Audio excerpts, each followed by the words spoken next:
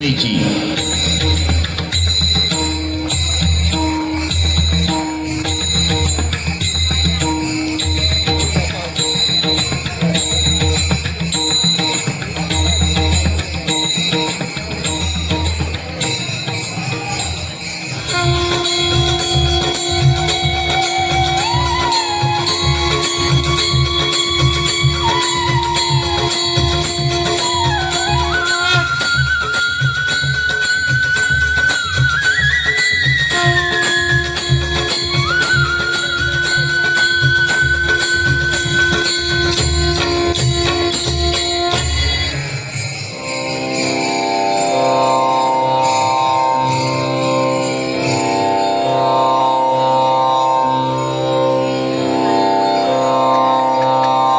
तर आमची ज्येष्ठ भगिनी श्री अलक्ष्मी आमच्याच दिशेने येत आहे.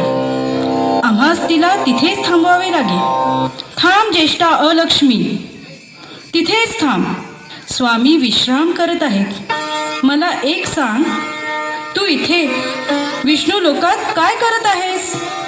तुझं इथे येण्याचं प्रयोजन कळेल का? तुझ्यासारख्या अवलक्षणी, सर्वांना घृणास्पद वाटणाऱ्या, सर्वांच्या जीवनात दारिद्र्य आणणाऱ्या देवीचं इथं काय काम? होय, कनिष्ठा श्री लक्ष्मी, मी दारिद्र्याची व निर्धनतेची देवी आहे.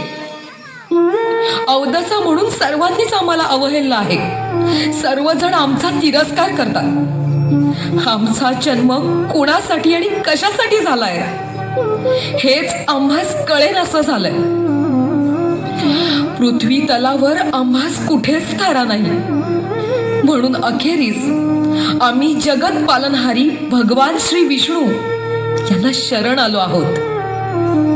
यापुढे त्यांनी आमचा स्वीकार करावा आणि आपल्या हृदयात आम्हास स्थान द्यावं, हीच इच्छा मनी बाळगून आमचं इथं आगमन झालं आहे. भगवान श्री विष्णू साऱ्या सृष्टीचे स्वामी आहेत. शरणागताला अभय आणि आश्रय देणं हा धर्म आहे. श्री नारायण या धर्माचं पालन करतील असा आम्हास विश्वास आहे.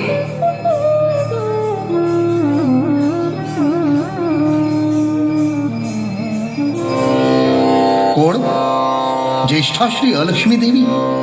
देवी, ह्या क्षीरसागरात आपलं स्वागत आहे. आज आमच्या भेटीस येण्याचं प्रयोजन? प्रभू, या ब्रह्मांडात आमच्या बरोबरीनेच देवी श्री लक्ष्मीचाही जन्म झाला आहे. श्री लक्ष्मी आमची कनिष्ठ भगिनी असूनही सुव्यवस्थित जीवन जगत आहे, परंतु आमचा स्वीकार करण्यास कोणीही तयार नाही. आम्ही या जगात ध्येयहीन अशाच भटकत आहोत. प्रत्येक वेळी आमच्या पदरात अवहेलना झालीये. अखेरीस आम्ही आपणास शरण येण्याचा निर्णय घेतला. आमची व्यथा आपणच जाणून घ्याल आणि आमच्या जीवनाला योग्य दिशा द्याल असा आम्हास विश्वास आहे. प्रभू, आपण आमचा स्वीकार करावा अशी आपल्या चरणी प्रार्थना आहे. ज्येष्ठा देवी अलक्ष्मी, आपण निश्चिंत राहा. आम्ही सृष्टीचे पालन करते आहोत. सर्व जीवाणूंचं हित अहित पाहणं हा आमचा धर्म आहे. ह्या धर्माला जागूनच आम्ही आपला स्वीकार करतो. प्रभू, आपण घेतलेला निर्णय हा सर्वश्रेष्ठच असतो, परंतु देवी श्री लक्ष्मी आणि देवी श्री अलक्ष्मी एकाच ठिकाणी वास करू शकत नाही. आणि जर असे झाले तर साऱ्या सृष्टीवर अस्थिरता पसरेल. आता काहीही हो, आम्ही देवी अलक्ष्मीला वचन दिलं आहे. आम्ही तिचा स्वीकार करणार. स्वामी, आपला निर्णय आम्हास मान्य आहे. देवी श्री अलक्ष्मी आमच्या ज्येष्ठ भगिनी आहेत. त्यांच्या हिताचाच निर्णय आपण घेतला याचा आम्हास आनंद आहे. प्रभू, एक मार्ग आहे. पृथ्वी तलावर पिंपळाच्या वृक्षास आपले स्वरूप मानले जाते. पिंपळाच्या वृक्षात जर देवी श्री अलक्ष्मीने वास केला तर आपल्या चरणांशी वास केल्याचं परमभाग्य तिला लाभेल आणि आपणासही श्री अलक्ष्मीचा स्वीकार केल्याचं व वचन न मोडल्याचं समाधान लाभेल.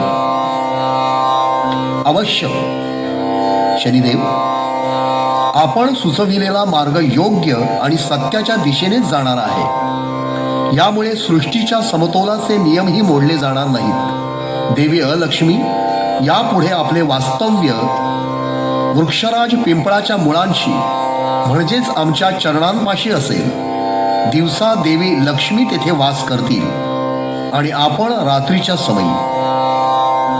प्रभू, धन्य झाले मी. आपण आमचा स्वीकार करून आपल्या चरणांजवळ आम्हा स्थान दिल्यामुळे मी आपली आभारी आहे.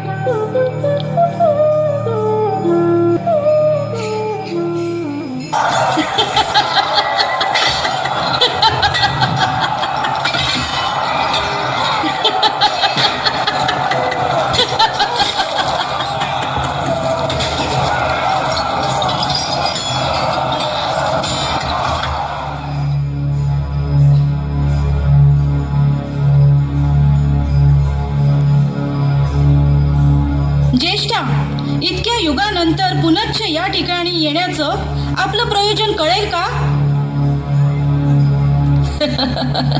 हा, तेच तर कथन करायला आम्ही पुन्हा इथे आलो आहोत.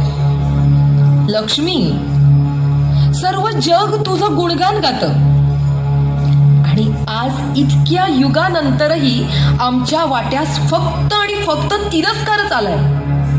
तुला धनलक्ष्मी म्हणून पूजतात आणि आम्हास अवदसा म्हणून लाथाडतात. ह्या असूयेपोटीच आम्ही सर्वांना दरिद्री व भिकारी बनवलंय. साऱ्या जगतावर आम्हास वर्चस्व सिद्ध करायचंय. आज साऱ्या जगात जे पाप अत्याचार चालले आहेत ना ते आमच्यामुळेच. तू आमच्या पुढे किती लहान आहेस, दुर्बळ आहेस. हेच मला साऱ्यांना दाखवून द्यायचंय. अखेरीस तुलाही हे मान्य करावं लागेल की आम्ही ज्येष्ठ आहोत आणि आम्हीच ज्येष्ठ राहणार.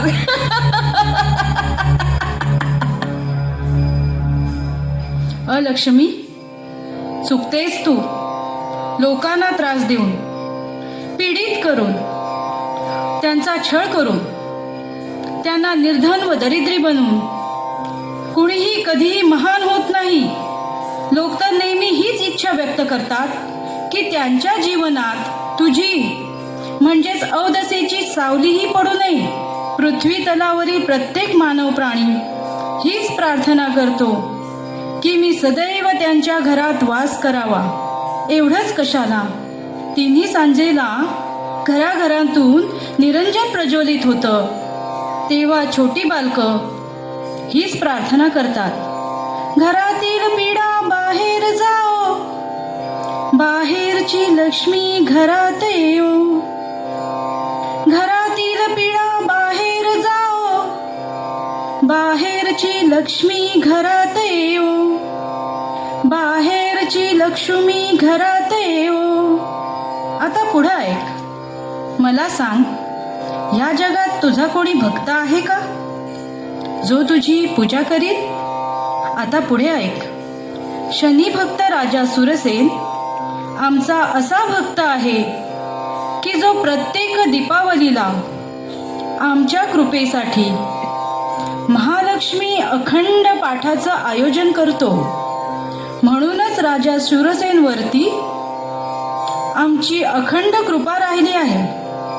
त्याची प्रजा सदा आनंदी आणि समाधानी राहिली आहे.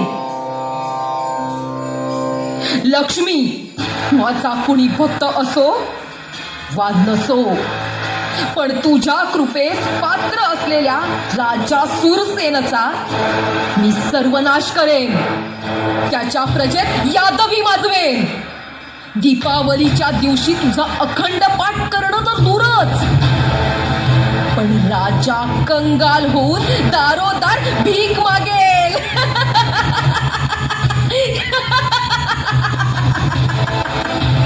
तेव्हा तुला मान्य करावंच लागेल, आम्ही तुझ्यापेक्षा श्रेष्ठ देवी आहोत.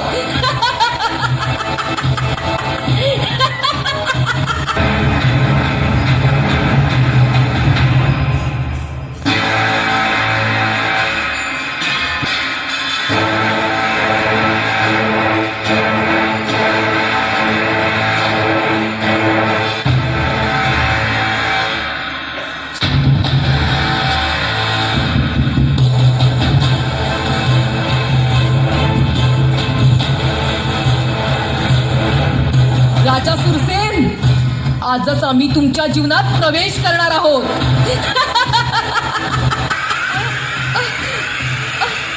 हा दिव्य प्रकाश कोणता? थांबा थांबा देवी लक्ष्मी. कोण? शनिदेव? होय, आम्हीच आहोत. देवी श्री अलक्ष्मी, आपण गैर आणि अधर्माच्या मार्गाने मार्गक्रमण करत आहात. म्हणूनच आम्हास या स्थळी उपस्थित होणं गरजेचं वाटलं. महाराजा सूरसेन आणि त्यांची धर्मपत्नी महाराणी प्रभा आमचे परमभक्त आहेत. त्यांची प्रजा सदा आनंदी आणि समाधानाने जगत आहे. त्यांच्या सत्कर्मामुळेच देवी श्री लक्ष्मींचा वास त्यांच्या नशिबात आहे. आपण त्यांच्या नशिबातून श्री देवी लक्ष्मीला दूर करू शकत नाही. आणि आपण जर असं केलं तर तो आमच्या भक्तांसोबत केलेला अन्याय होईल. आणि आम्ही आमच्या भक्तांसोबत कधी अन्याय होऊ देणार नाही.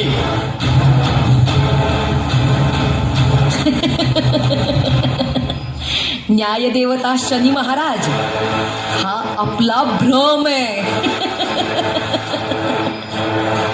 आपण या अलक्ष्मीची शक्ती जाणत नाही. आपण कितीही प्रयास केला तरी आम्ही लक्ष्मीला राजा सुरसेनाच्या जीवनातून बाहेर काढणारच. लक्ष्मीला आमच्या पुढे झुकावंच लागेल.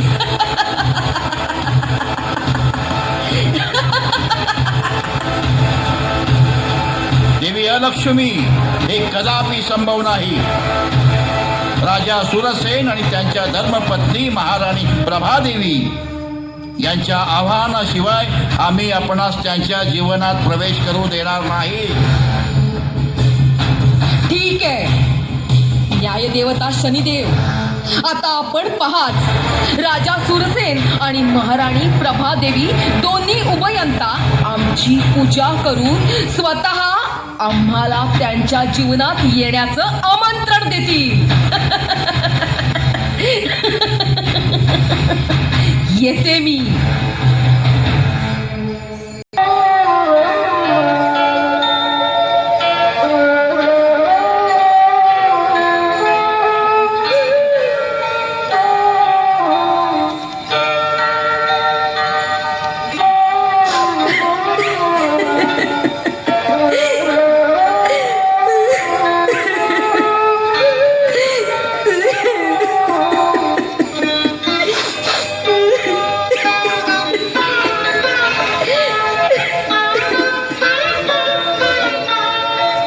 एवढ्या रात्री कोण रडत आहे?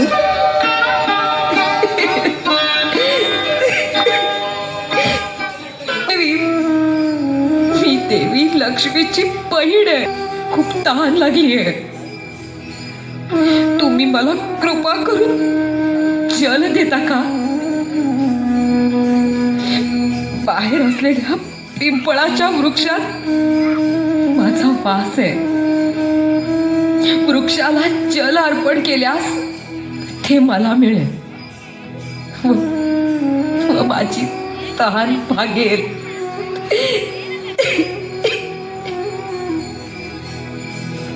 अवश्य, मी तुम्हाला अवश्य जल देईन.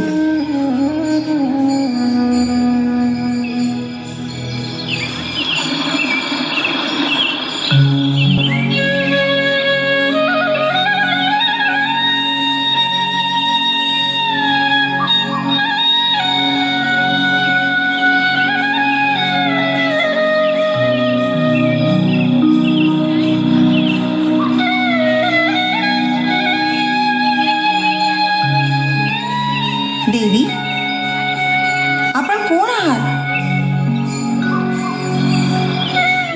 मी एक दरिद्री स्त्री आहे. मी खूप दिवसांपासून उपाशी दारोदार भटकत आहे. मी खूप दुःखी आहे. माझं या जगात कोणी नाहीये, कोणीही नाहीये. हे देवी, आमच्या राज्यात कोणताही प्राणी दुःखी कसा असू शकेल? आपण इथे आला आहात तर आता आमच्या सोबतच महालात चला. तिथे गेल्यावर तुमची सर्व संकटे दूर होतील. धन्यवाद महाराणी, धन्यवाद.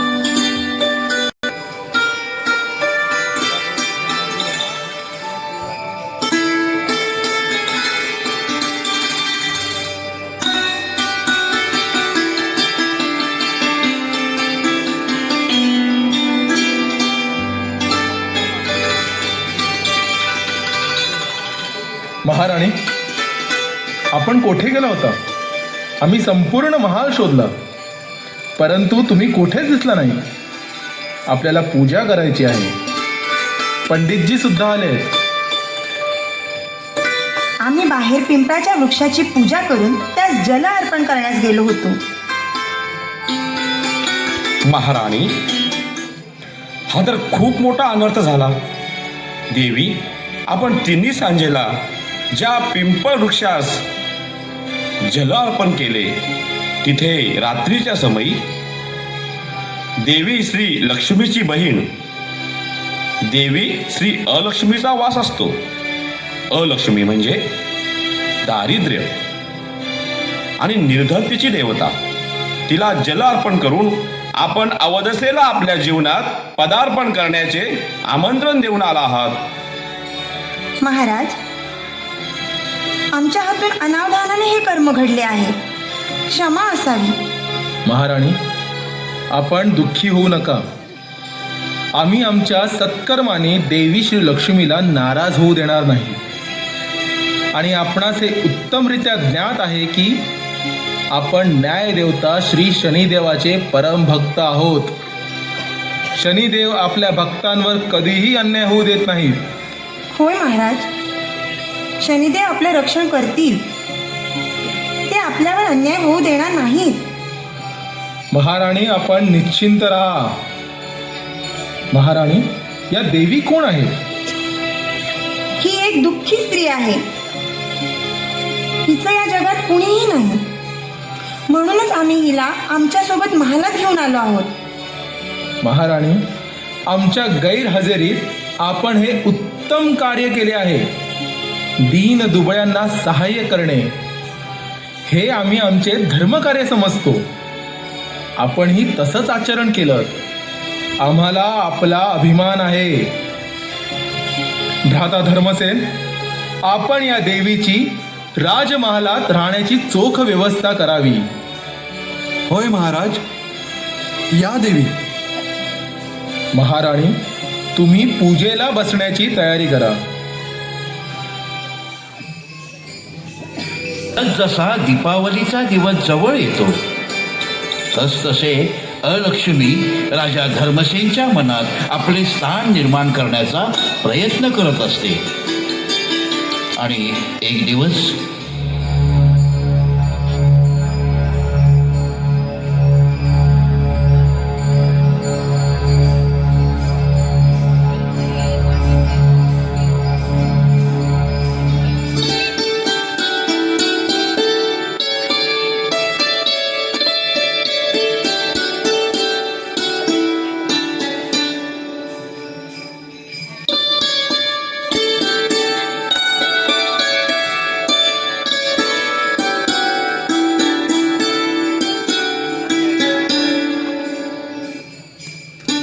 जरूर पूर्ण करू.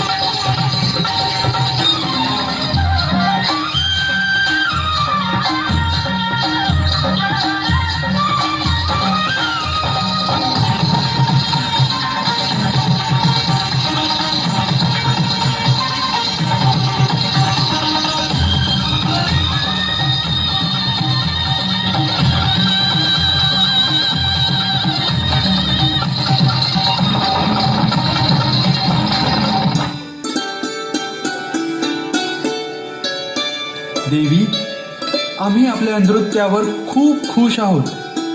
आपल्या सौंदर्याने तुम्ही आमच्या हृदयात आपले स्थान निर्माण केले आहे.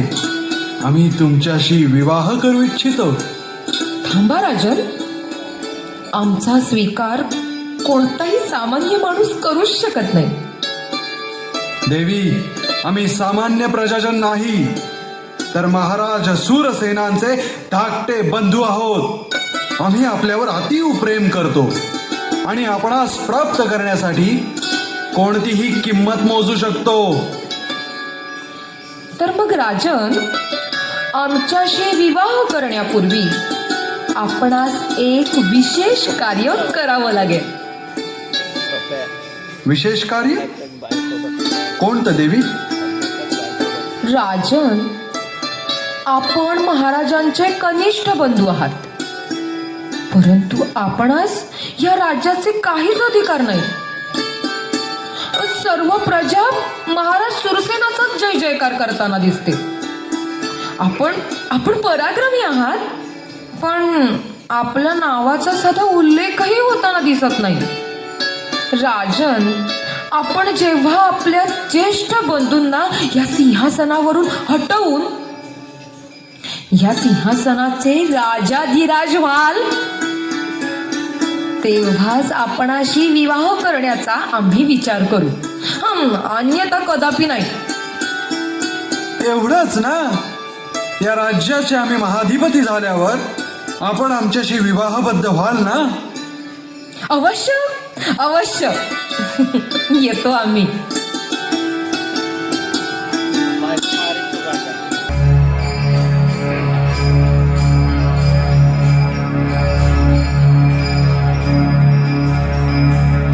धर्मसेन, हे आम्ही काय पाहतो आहोत? आपण आमच्या सिंहासनावर विराजमान झाला आहात. होय होय ज्येष्ठ भ्राता, आता या क्षणापासून या राज्याचे अधिपती आम्ही आहोत. आजवर आम्ही खूप सहन केले, परंतु यापुढे ते शक्य नाही. आम्ही आपणास या क्षणापासून आमच्या राज्यातून हद्दपार करत आहोत. धर्मसेन, केवढा कपटी निघालास तू. सक्का बंधू असून पक्का वैरी निघालास.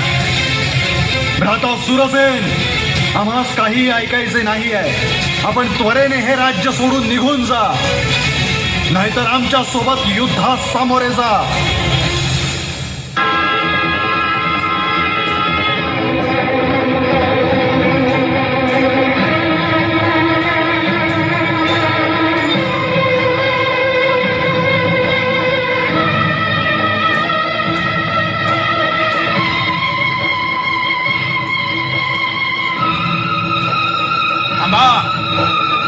थांबा सुरसेन, थांबा, थांबा सुरसेन.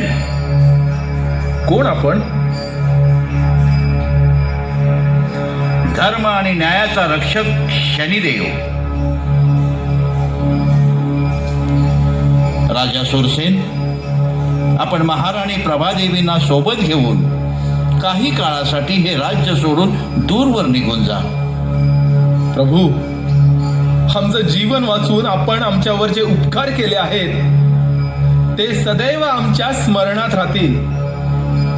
नाही राजन, आम्ही आपणावर कोणतेही उपकार केलेले नाही. हे सर्व आपल्या श्रद्धेचं आणि खऱ्या भक्तीचं फळ आहे जे आम्ही आपणास देत आहोत.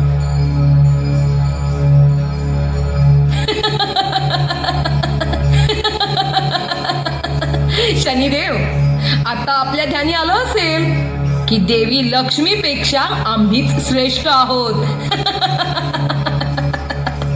आपण कितीही प्रयास केला तरी आम्ही राजा सुरसेनला भिकारी बनवूनच राहणार.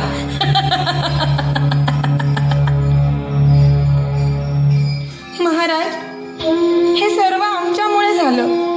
ना आम्ही महालक्ष्मीला आमंत्रित केलं असतं, ना हे सर्व घडलं असतं. येणाऱ्या दीपावलीला आमच्याकडून होणारा देवी श्री महालक्ष्मीचा अखंड पाठ अपूर्णच राहणार असं दिसतंय. महाराणी, यात आपण स्वतःला दोषी ठरवू नका. कदाचित यातही सृष्टीचं काही चक्र दडलेलं असेल. महाराज सुरसेन आणि राणी प्रभा यापुढे आपणास सदैव दरिद्री आणि निर्धनाचं जीवन जगावं लागणार आहे.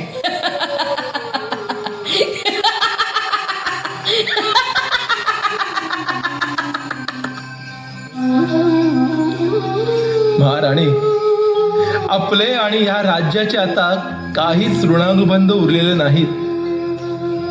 चला, आपण अन्यत्र प्रस्थान करूया.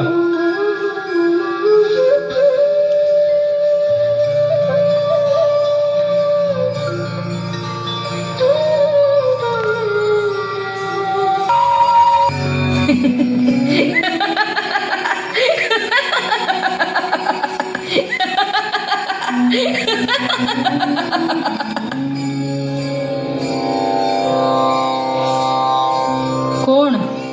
देवी अलक्ष्मी, तू यावेळी इथं?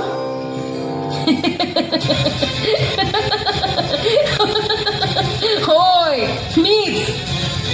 लक्ष्मी, तुझी ज्यांच्यावर कृपादृष्टी होती, जे दीपावलीला तुझा अखंड पाठ करणार होते, त्या महाराजा सुरसेन आणि त्यांची धर्मपत्नी महाराणी प्रभादेवी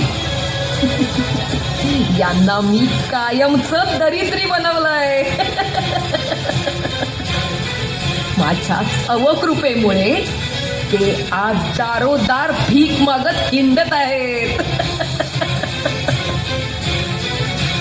ज्यांच्या नशिबात तू नव्हतीस, त्या राजा धर्मसेनच्या नशिबात मी तुला पोहोचवलंय.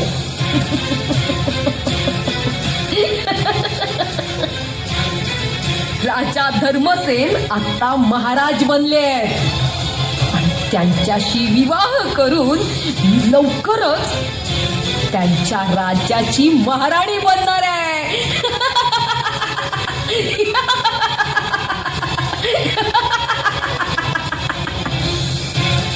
आज हे सिद्ध झालंय की मी तुझ्यापेक्षा श्रेष्ठ देवी आहे. ज्येष्ठ पण आहे आणि सर्वश्रेष्ठ पण आहे.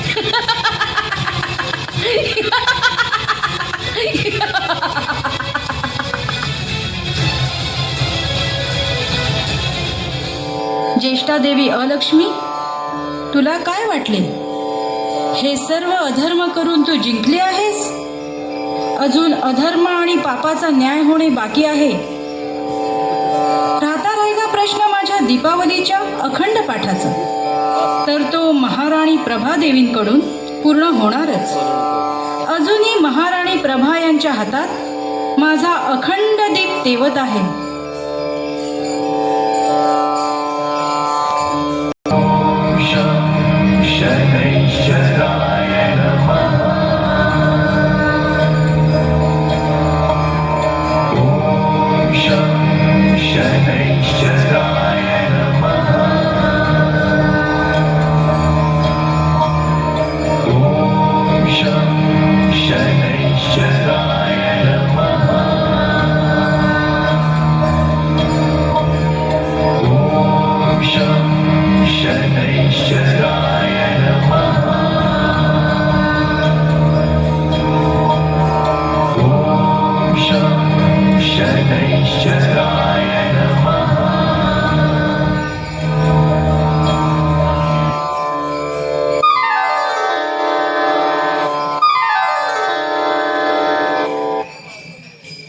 हे शनिदेवा,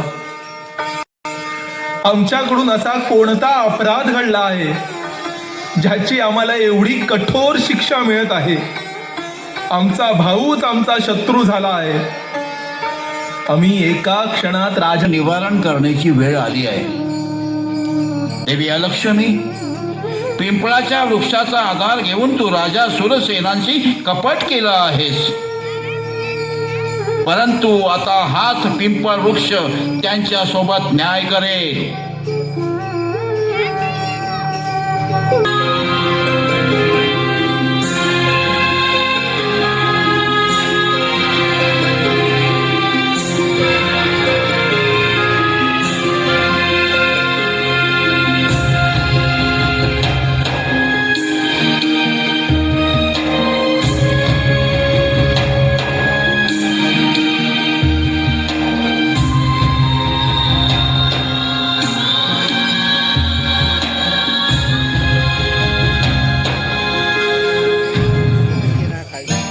महाराजांचा विजय असो. महाराज, हे व्यापारी आपल्या भेटीस आलेले आहेत. कोण आपण आणि हे रोपटे घेऊन इथे दरबारात का आला आहात? महाराजांचा जय जयकार असो. महाराज, हे सामान्य रोप नाही. या रोपातून अमूल्य असे दिव्य मणी बरसत असतात. अद्भुत, अलौकिक. हे गृहस्था, हे रोप आम्हास दे. होय महाराज, हे अद्भुत रोप आपल्या चरणी अर्पण करण्यासाठीच आम्ही आणले आहे.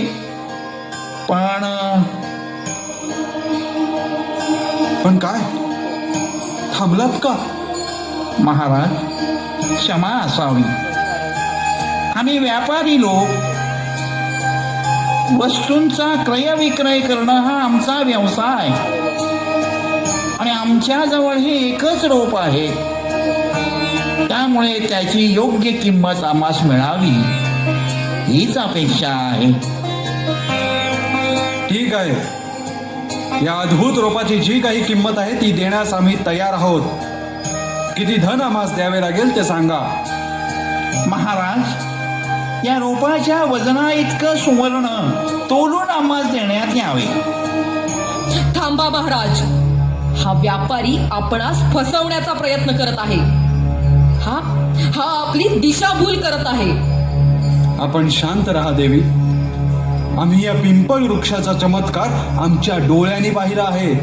महामंत्री, कोषागारात जा आणि धन घेऊन या. बरोबर एक तराजू सुद्धा आणा आणि या रोपाच्या वजना इतकं सुवर्ण तोलून व्यापाऱ्यास द्या.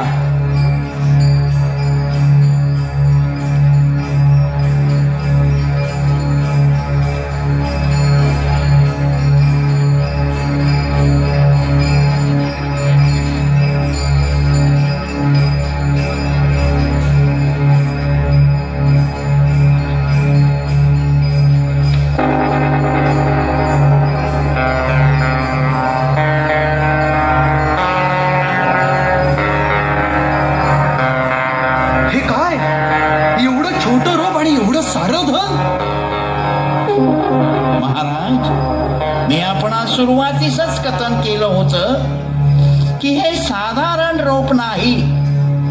ह्या रोपातून अद्भुत मण्यांचा वर्षाव होत असतो. महामंत्री, कोशागारातील सर्व धन घेऊन या.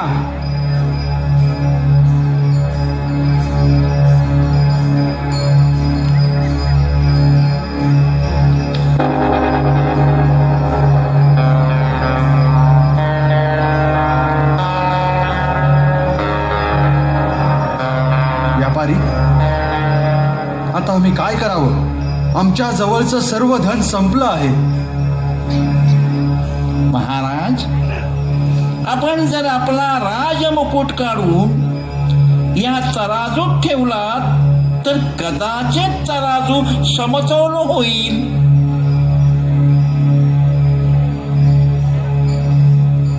थांबा महाराज, हे काय करत आहात आपण? जर आपण हा राजमुकुट काढून दिला तर आपलं सर्व काही नष्ट होईल. तू शांत राहा मूर्ख देवी.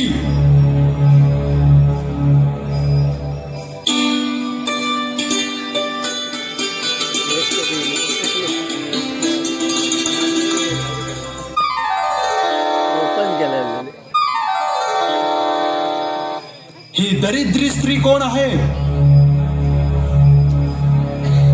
हे राजन, मी व्यापारी नसून वेश पालटून आलेला शनिदेव आहे. राजन, आपल्या सोबत कपट झालं आहे. ही आहे अलक्ष्मी, दारिद्र्य आणि निर्धनतेची देवी. हिने आपल्याला आपल्या मायाजालात अडकवून अधर्म करण्यास भाग पाडले आहे. हे प्रभो शनिदेवा, आमच्या हातून हा केवढा मोठा अपराध घडला आहे. आम्ही या अलक्ष्मीच्या मायाचक्रात अडकलो आणि आमच्या देवतुल्य ज्येष्ठ भ्रातावर अत्याचार केला.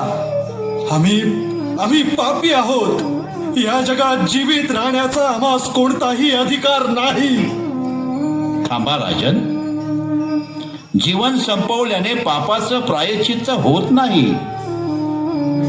आपल्या ज्येष्ठ बंधूंना व वहिनीला सन्मानाने आमंत्रित करा आणि त्यांच्या श्री महालक्ष्मी अखंड पाठाचा संकल्प पूर्ण करा.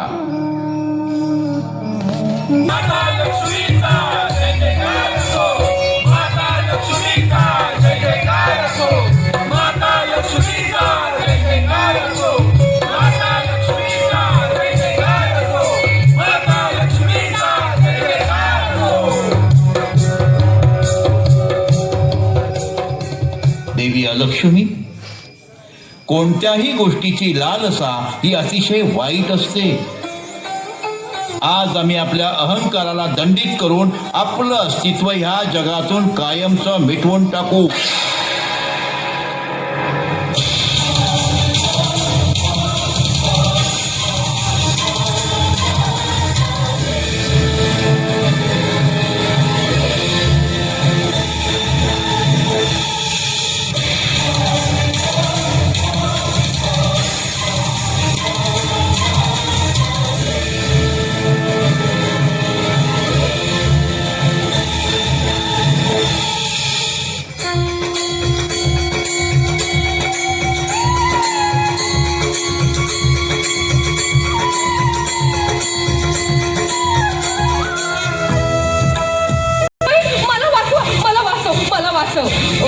शनिदेव माझा या जगातून नाश करतील.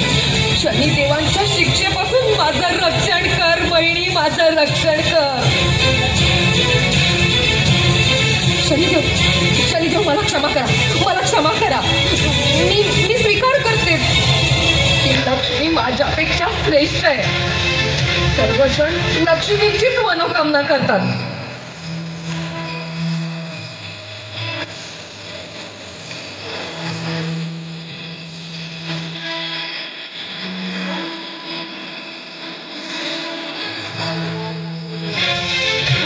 माझी कुणालाही आवश्यकता नाही. माझी कुणाला आवश्यकता नाही. प्रभू, मला माझ्या चुकांची जाणीव झाली आहे. प्रभू, मला माझ्या चुकांची जाणीव झाली आहे.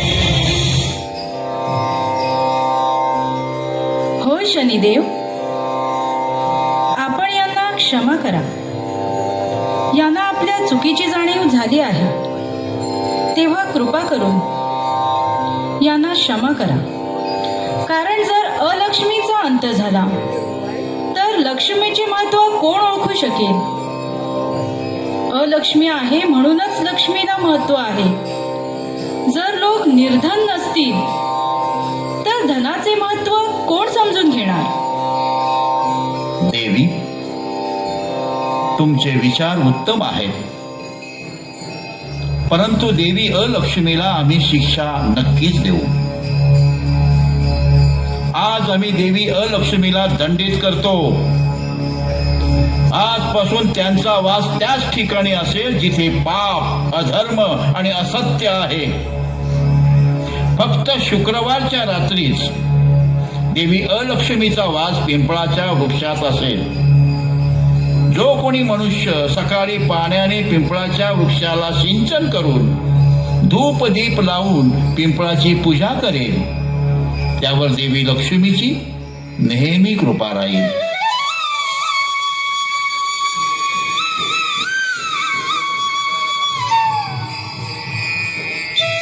आज दीपावलीच्या शुभ मुहूर्तावर महाराज सूर्य अखंड ज्योतीसह माझा अखंड पाठ पूर्ण केला आहे.